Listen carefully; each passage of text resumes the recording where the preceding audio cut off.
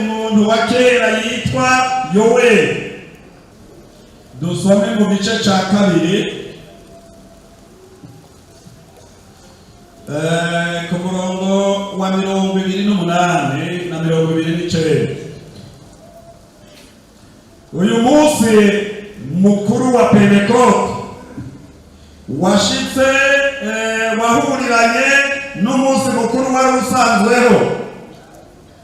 Ntituza gusigura ijambo Pentekote cyangwa uwo munsi mukuru wa kera, ariko tuza kuvuga cyane cyane dushimikiye kuri mu isezerano rishasha. hanyuma umuntu aronse akanya k'inyigisho yobihera no kuri uwo munsi akavuga ibyo ari byo.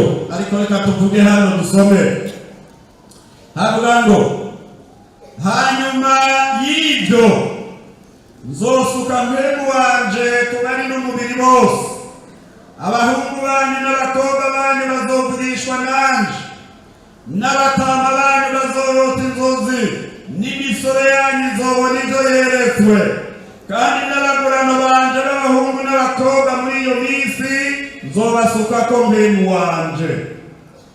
Umva, aha hantu nagomba mbanze mvuge kuri uyu muhanuzi Yoweli. Hano yanditse ngo hanyuma y'ibyo, hanyuma y'ibihe se?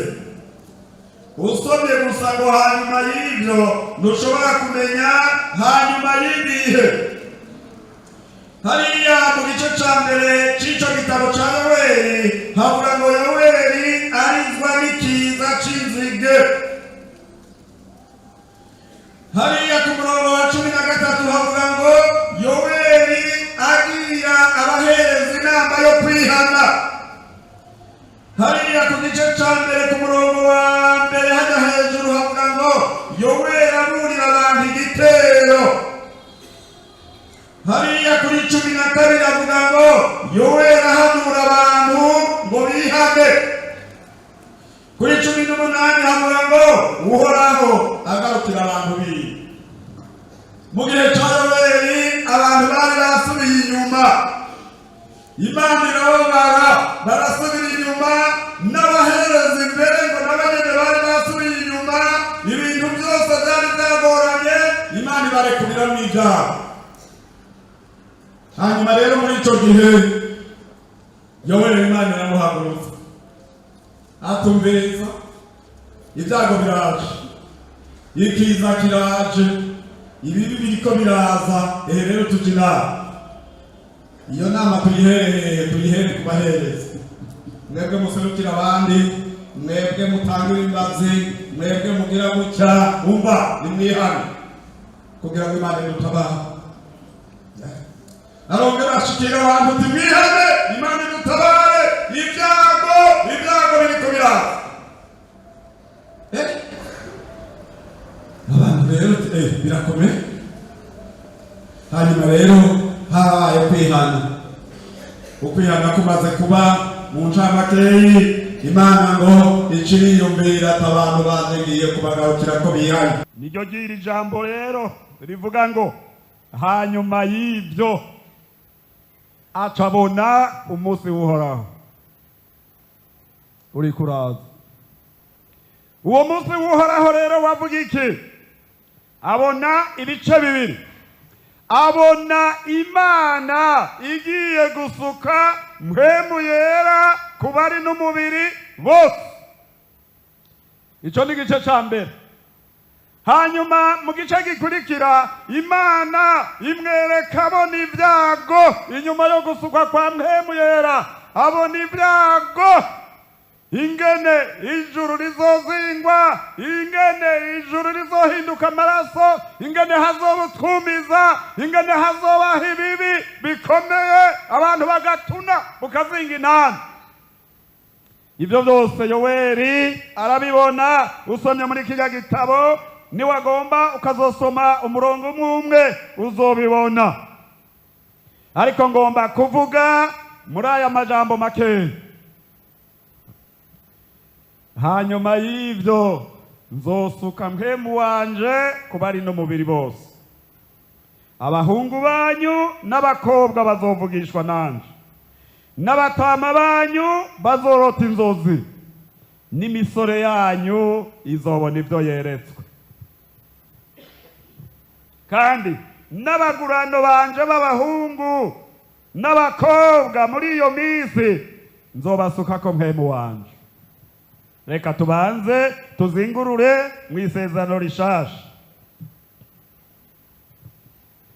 Tutarashika mu gitabo cy'ibyakozwe n'intumwa, mu gice cya 3 cya Matayo umurongo wa 11 haravuga aya majambo yavuzwe na Yohana umubatizi yavuze ngo jewe ndababatiza mu mazi kuko mwihanye, ariko hazoza uwundi andusha ubushobozi, ariko araza uyo mbere azobabatiza muri mpwemu yera na hehe no mu muriro. Yavuga Yesu, kuko Yohana umubatizi yavuze ati jewe uwantumye kubatiza mu mazi yantumye kubatiza mu mazi, ariko ibya mpwemu hariho uriko araza inyuma yanje, uwandusha ubushobozi, ubu azobatiza abantu muri mpwemu yera no mu muriro.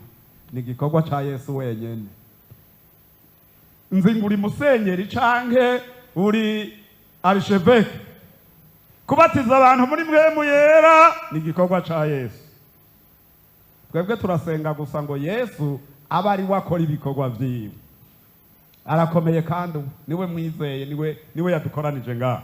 Dusomye rero mu gitabo c'ivyakozwe n'intumwa, niho mbere tuza gutebera gato mu gice ca mbere ku murongo wa 4. Murabe ikiganiro ca Yesu n'abigishwa biwe. Maze akoranye nabo arabihanikiriza ngo ntibave i Yerusalemu, atariko murorera isezerano rya Data iryo mwanyumvanye. Asubira muri ya majambo ya Yohana, kuko Yohana yabatirisha amazi, ariko mweho mu minsi itari myinshi muzobatizwa nande? Na mpwemu yera. Byavuzwe nande? Reka turabe abigishwa rero hepfo kuri 6, soma kuri 6, uraba abigishwa bobo ivyo biyumviye. Nuko bakoranye baramubaza bati, mwami, iki nico gihe ugira ugarukana ingoma y'Abisirayeli? Arabishura ati, si vyanyu kumenya iminsi canke ibihe Data yashinze, n'ububasha bwiwe wenyene, ariko muzohabwa ubushobozi mpwemu yera niyabazako, muzoba ivyabona vyo kunshingira intahe i Yerusalemu ni Yudaya hose ni Samariya gushitsa hehe? Ku mpera y'isi. Umviriza rero abantu uko bameze. Ababariye ati mu minsi itari myinshi mwebwe muzobatizwa na mpwemu yera. Nabo baca bamubaza ivy'ingoma y'Abisirayeli. Wumva ico kinyurane. Icari kibagoye si vya mpwemu vyari bibagoye.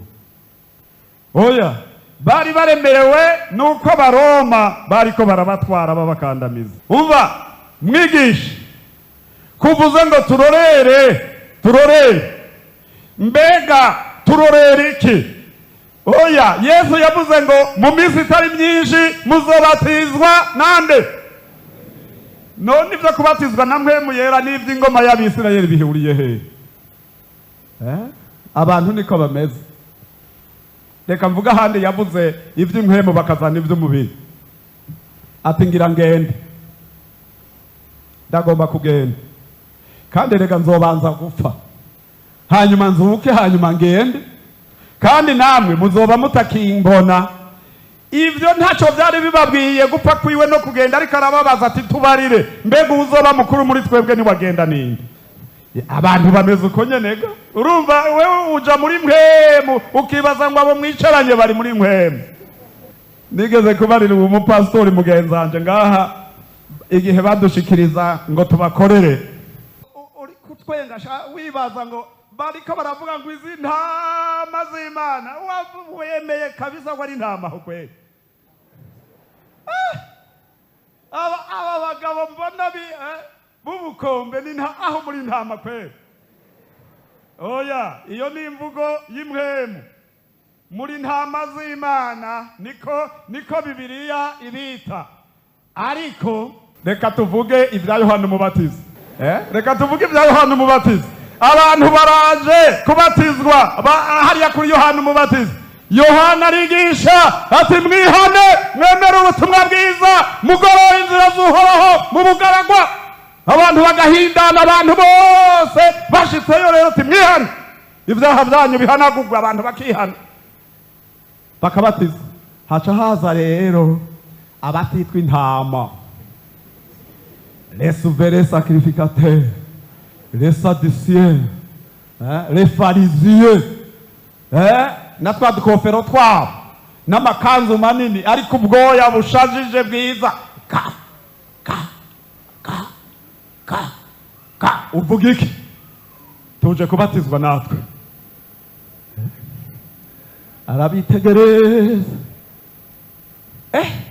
Abasiguze haraho mu ntera ubwoba mwebwe murateye ubwoba mwebwe. Kubahuka akabarira abagabo b'abanyedini uko ndababona mwebwe mw'abana b'inzoka mwe, ninde yababuriye ngo mu buhungu burake buzoza?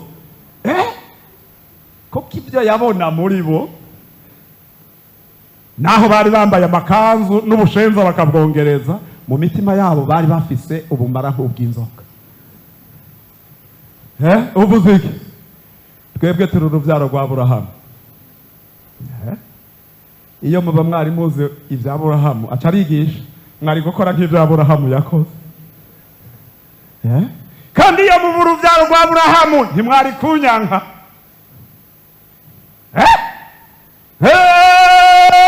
Mwihane, mwemere ubutumwa bwiza.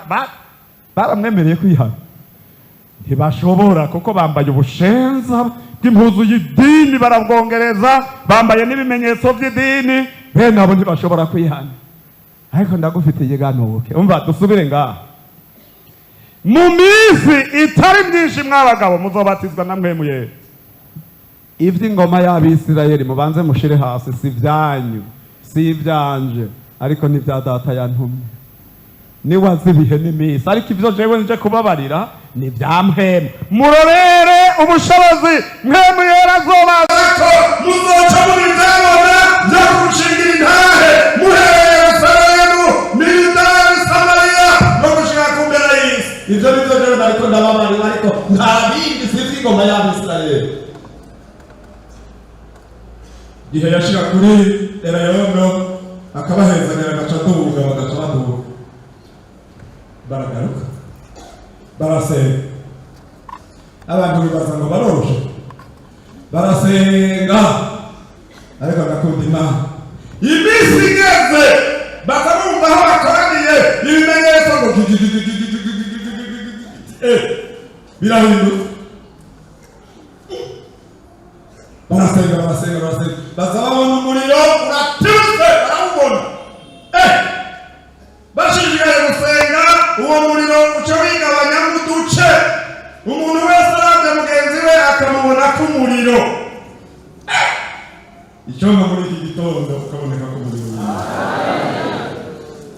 Hanyuma rero mu kanya umuriro urabura, ubayongera, kuko aho Yesu yava mu mazi ikimenyetso ca Mpwemu Yera ngo camanutse gisa n'inyuma kimugwako, kandi muri bukawamu wa musiguzi yasigurira kuri sitari, Roho Mtakatifu akashuka akatowekea ndani ya.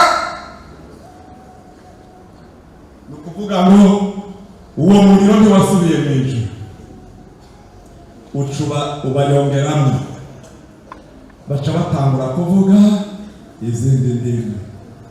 Haleluya. Sinzi ko hari agace k'umuriro uraronka muri ibi, nk'umuntu w'Imana w'umupentekote yakijijwe yuzuye Mpwemu Yera. Numva ngaha rero yari yarabahaye n'itegeko rindi, ntimushoke mugenda kuvuga mutararonka ubushobozi bwa Mpwemu Yera. Mubanze murorere, ubu abantu ntibarorere. Abantu ntibarorere. Reka tugende bukebuke.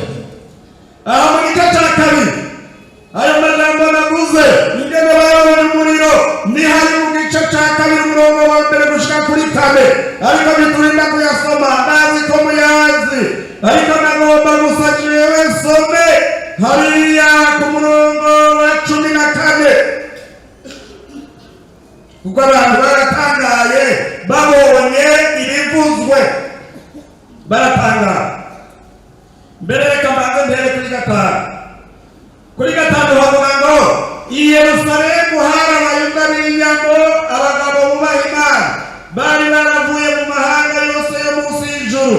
Ico gihinda cumvikanye, hakorana abantu benshi barajorerwa, kuko umuntu wese yumvise ururimi barumirwa bose baratangara bati mbega aba bose bavuga se bageganira kandi niki gitumye twese tubumva bavuga indimi z'iwacu izo twavukanye baca barivuga indimi bumvise zavuzwe aho hantu uwo munsi turaba pariti turaba redi turaba elamiti n'abandi ni Mesopotamiya ni Yudaya ni Kapadokiya ni Pondo no muri Asiya ni Furugiya ni Pamfiliya no muri Egiputa no mu bihugu by'Ilibuwa bihereranye ni Kurene n'ab'i Roma abagerereye ino abayuda n'abatoye idini ryabo ab'Ikirete n'Abarabu tukabumva bavuga mu ndimi zacu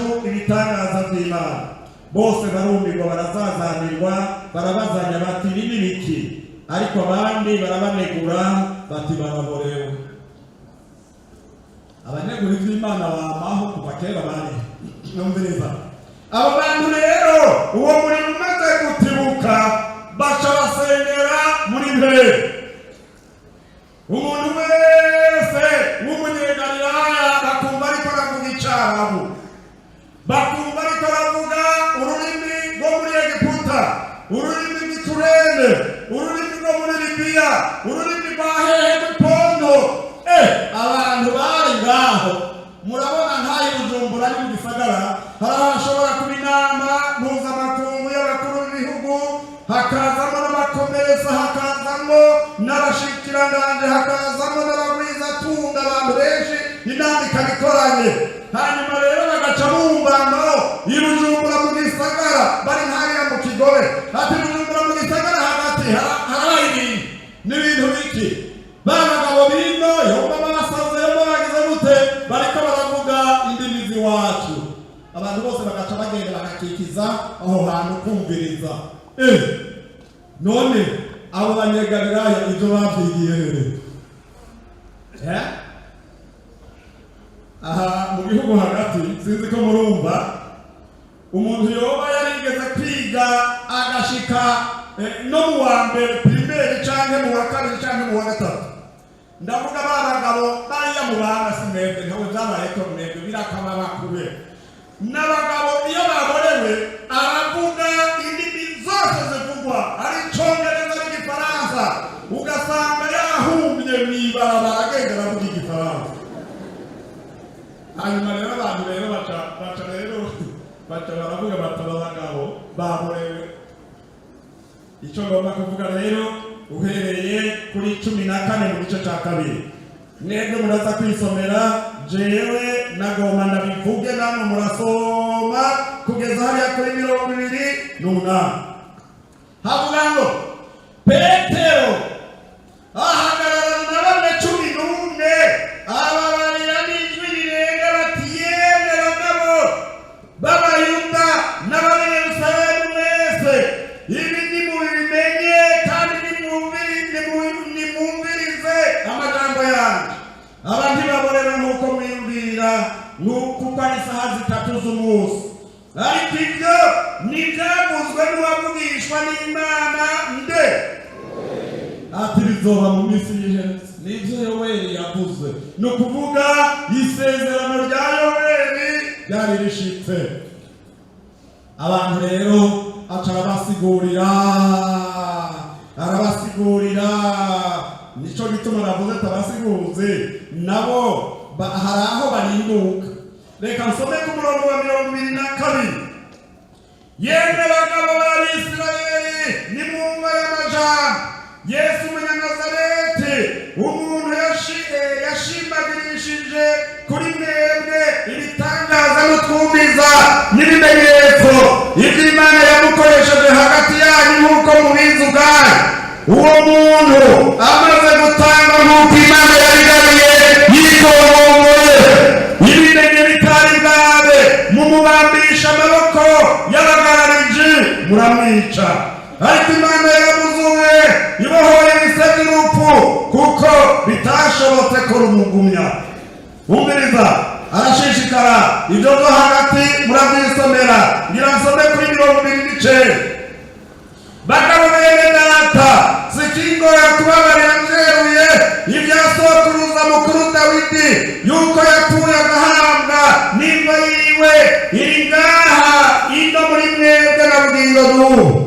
Nuko kuko yarumvugishwa n'Imana akamenya uko Imana yamurahiye indahiro kwizoshira ku ngoma yiwe uwamutse mu burabwiwe, yavuze ibyo kuzuka kwa Kristo abibonye bitari bwawe yuko atarekewe mu kuzimu kandi n'umubiri wiwe atawigeze ubora. Uwo ni Yesu. Imana yaramuzuye, natwe turi byabona byo gushingira intahe ibyo. Nuko amaze gushirwa hejuru n'ukuboko kw'iburyo kw'Imana kandi ashikirijwe na se isezerano ariryo mpemu yera, none asutse icyo muriko murabona kandi mwumva. Kandi Dawidi ntiyaduze mu ijuru, ariko ubwiwe yaravuze ati uhoraho ari umwami wanje, ati icara iburyo bwanje ushitse aho nzohindurira abansi bawe indava yo munsi y'ibirenge byawe.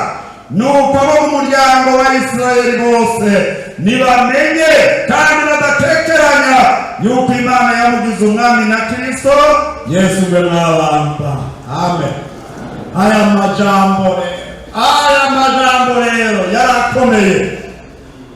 Abayuda bari ngaho, abamubambye bari ngaho, abo banyamahanga bariko barumva indimi zabo zivugwa bari ngaho, abantu barumirwa. Ndakunda Imana iyo itumye ijambo ririmo ubushobozi, abantu barumirwa baravuga bati birakomeye.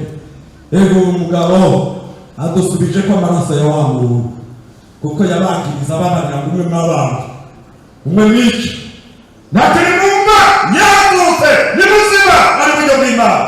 Ibi mubona biriko birakoreka nindahungitse nitubaye namba hacana mu gitondo, ariko nukugira ngo ubuhanuzi bwavuzwe na Yoeli yavugishwa n'Imana bushike ngo nzosuka mpemu wanje kubari n'umubiri wose.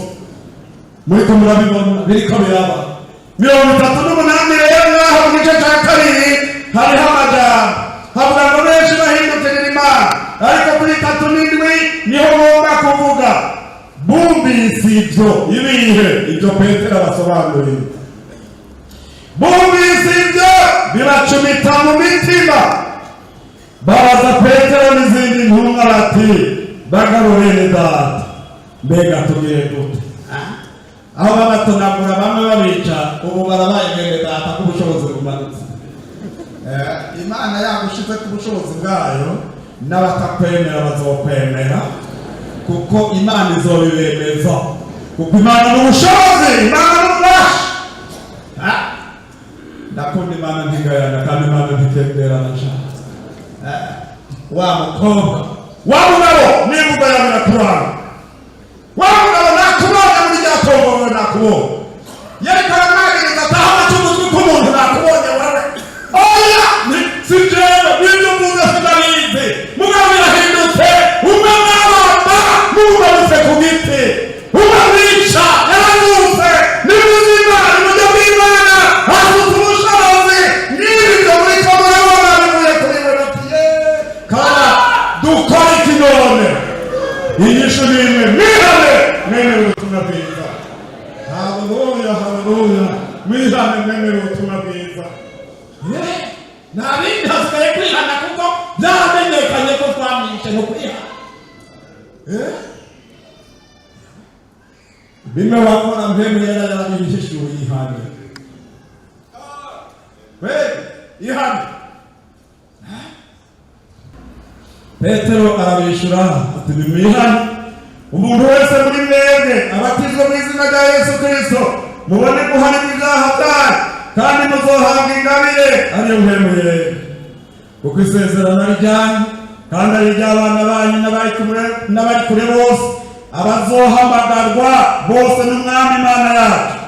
Kandi ashingisha intahe ayandi majambo menshi, arabahanura ati nimwikize abiki igihe kigorana. Nuko abemeye amajambo yiwe barabatizwa, abongewe kuri uwo munsi ku bari basanzweho bari nk'ibihumbi bingahe? Bitatu. Bashishikara cyane mu by'intumwa zigisha no kugira ubumwe no kumanyagura umutima no gusenga. Amina.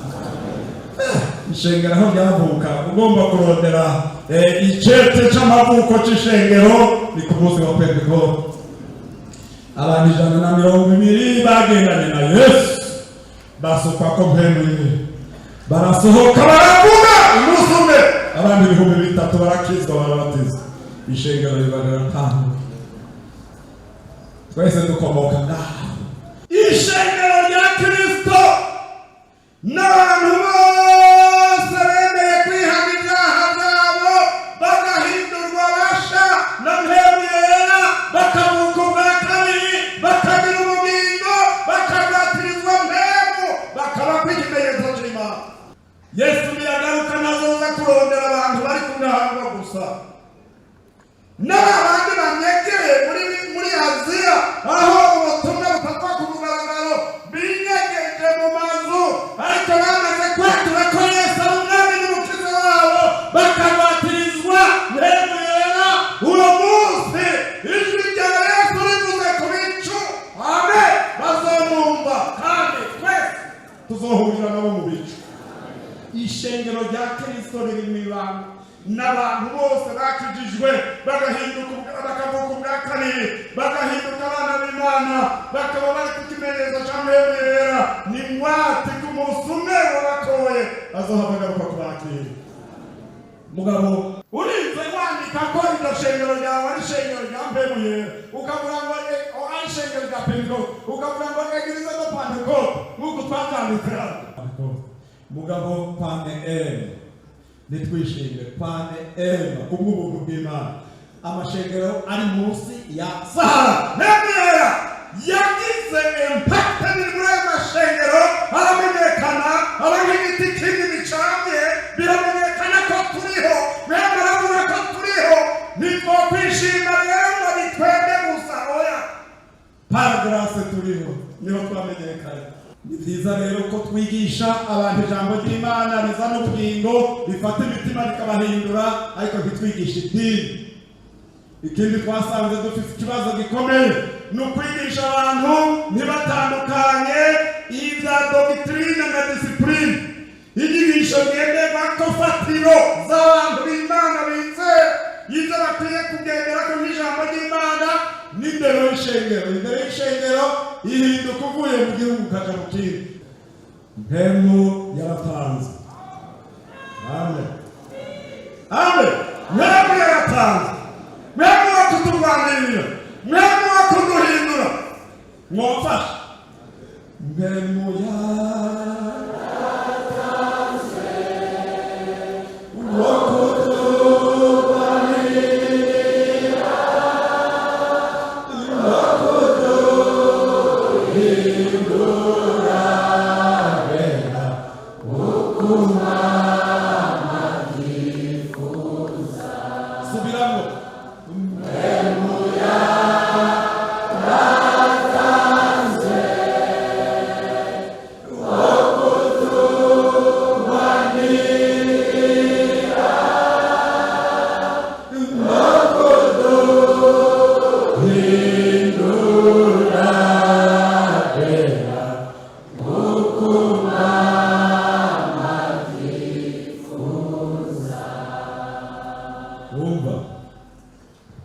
agasanga utagira mpemu uri mu Pentekoste.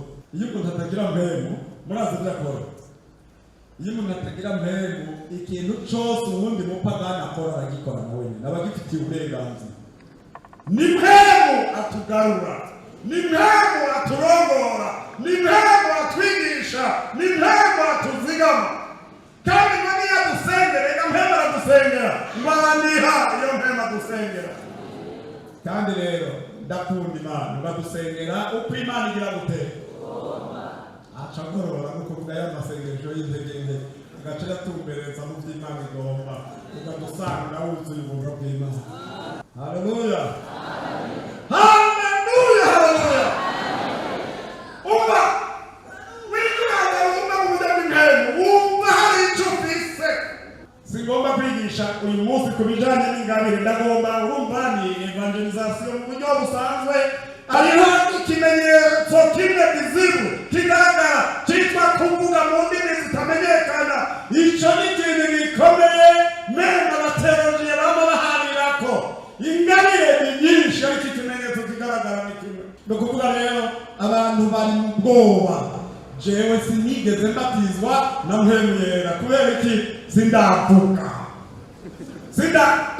nibyakurujije kuvuga vuga rero twumva gasanzwe ugomba kuvuga sindavuga none kutavuga vuga rero twumva umva. Muri 75 mu kwezi k'umunani je naraje mu gikorane cyagirijwe n'umuyahudi yitwa Kostadea ahamyakariga muri Pefa, atangura kutwigisha ingene abantu bavuga mu ndimi zitamenyekana. Ngo asama yari umuyahudi avuye muri Amerika, basoma abantu barasoma ngo vuga mwanaraho ngo tatatatatatatara umugabo twari twetisha feza tanzi tuhave aha yakoze kutwigisha kuri tabernacle kwihema, ariko kubijanye n'ibyankweno zuko hariya mu nzu yo hejuru ntibabanje gukubita amanwa, umuriro baratwibutse uvuye hejuru, sinze gukubita amanwa. Muri abo bantu biga ibi bigishwa ngo mu gice cya Mpwemu hari umuntu yadutwengeje ngaha yaje kutubarira, ntube ukaba warabigize uyu munsi ndagufite ingano nitwaheze ucuzaha umva. Bamwije bati uzoba yivugishijwe. Hanyuma rero araraba nawe urumva, mwebwe abize murabizi, yari yarize hanyuma araza kwigisha ashagaruka kwiyongeza. Urumva turetse nuko ari umunyeshuri ariko urumva n'umuntu akuze, yarakoze akazi aragarutse kwiyongeza amashuri. Mwumva ko umuntu akuze ati rero uzova hagivugishijwe tibyo nta ngorane mayeri kidogo. Agenda bakukamye ati nguwo uwiguye rero yabatijwe muri Mpwemu Yera. Hanyuma rero agacarondera umukozi w'Imana ati Imana imbabari, sinzi ko narogose kuri Mpwemu, nagombye kuvayo bayumviraga kubera ngomba mu mbarire mbega Mpwemu Yera azi ibyo nakoze. Ati Imana ikugirire imbabazi mugenzi, ntugipfuye nuze uhirahire ukumva uwo muri kumwe ariko aravuga mu ndimi za Mpwemu, ukumva uwo muri kumwe ariko arasenga muri Mpwemu, usisumbutu kwiga. Ati reka ubushobozi bw'Imana bumanuke buvuye mu ijuru, reka amazi y'ubugingo asenganishe, hanyuma agende ahagomba ahuguruye yinjire mu mitima ihiye umurimbi haboneka inzuzi z'amazi y'ubugingo. Umunsi wa nyuma mu munsi mukuru Yesu arasemera ngo namba hari unyotewe, namba yumvise inyota naze kuri jewe, kandi uzanywa kuri ayo mazi inzuzi z'amazi y'ubugingo zizokwama zitemba mu nda yiwe, nk'uko ibyanditswe bivuga. Ngiri ijambo ry'Imana, ngiri ijambo ry'Imana. Kuna imbere yiwe. Amen. Amen. Ngasenganishe na uyu munsi neza wa Mpwemu Yera. Amen. Ninde yumva ko yumye? Ninde yumva ko atacaronka? Ndagufite inganuke uyu munsi mwiza, reka bibe nk'i Yerusalemu, reka umuriro w'Imana utibuke, reka ibibazo nk'ibyatsi bishe, reka amazi y'ubugingo yongera asenganisha abantu. Hallelujah.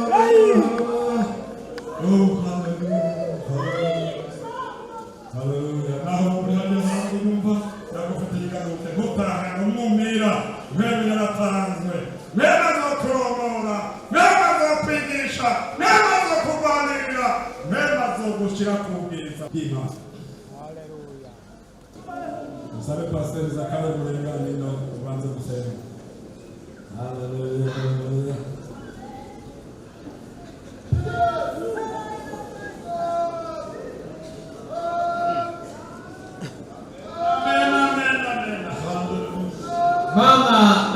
twese uri mu ijuru, mu izina ryawe Yesu, mu izina ryawe Yesu, uyu munsi wa Pentekote Mwami, uko mwimubwishwa wawe uravuga ngo nzasuka mpemu wanjye wera kuri mwe, nusuka mpemu wawe Mwami, aze muri ishengero, agere mu mitima y'abantu, akuremo biriya byose, asiga amavuta, azana amazi, abantu babatizwe, wenda ibimenyetso, reka mpemu weraze, reka umuriro ugaragare, reka zirana imizize, reka ibitangaza bikoreke, reka abarwayi bakire, reka abantu bakizwe, abari mu iborero nibakire, abo kwa Satani yatwaje ibitugu nibakire, abadayimoni b'ibyo bibakureyo, mu izina ryawe, reka bigaragara intsinzi yawe. Niko bavuze ngo ufite inyota naze, ahubwo urahabwa amazi adudubize, reka umwuka wawe mpemu wawe adudubize mu mitima yacu, dukire, twuzure ibyishimo, duhabwe ingabire zawe, ishengero ryawe niryambikwe, nirisingwe, nirihabwe kubona, nirishurirwe, buri muntu wese Mwami atahana ibyishimo biri muri wewe. Turasaba ko wongera kohereza isezerano kuri abo batarifite bakarihabwa, mpemu wawe nagengagenge, mpemu wawe nakiza abantu, mpemu wawe nabasange, abahunge bahabwa amazi, bagere ku isoko, bagere ku ruzi rw'Imana, babone ibyishimo, batahane bari baragakiza, mu izina ryawe Mwami. Turasaba twiringe kubikora, reka ijambo ryawe rigendane n'umuntu wese, arigendane mu rugo iwe no mu rubyaro rwe, abahungu bacu, abakobwa bacu, abatama bacu, bose mu izina ryawe bavuge kunyigisha kandi bahishurirwe nawe. Urakoze Mana kuri uyu munsi kubikoze, kandi tubisenze twizeye kubikora ku izina ryawe Yesu, amen. bakiriko baraho dusabe mu ishengero twese duhaguruke, kuko ni ku munsi mukuru wacu twese. Wewe ufise mpemu, reka ingabire z'Imana zikuzeko. Wewe ufise mpemu, reka ubushobozi bw'Imana busenganishe kuri wewe. Wewe ufise mpemu, reka mpemu agusiga amavuta. Haleluya.